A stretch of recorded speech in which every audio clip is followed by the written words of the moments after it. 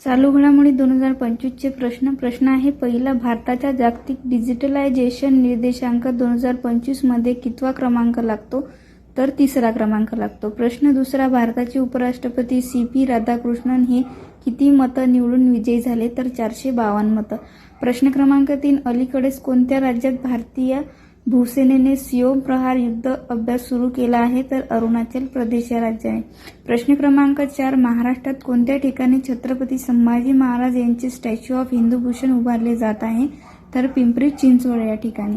प्रश्न क्रमांक आहे 5, 2025 मध्ये वर्ल्ड टॅलेंट रँकिंग 2025 मध्ये भारताचा जगात कितवा क्रमांक लागतो? तर 63वा। प्रश्न क्रमांक 6, नुकतेच भ्रष्टाचार संपविण्यासाठी AI मंत्री डायलाला नियुक्त करणारा जगातील पहिला देश कोणता? तर अल्बानिया। हे होते चालू घडामोडी 2025 चे प्रश्न। तुम्ही कोणती एक्झाम द्या, त्या एक्झाममध्ये तुम्हाला हे उपयोगात पडतील। व्हिडिओ आवडल्यास व्हिडिओला लाईक, शेअर, सबस्क्राईब करायला विसरू नका। धन्यवाद।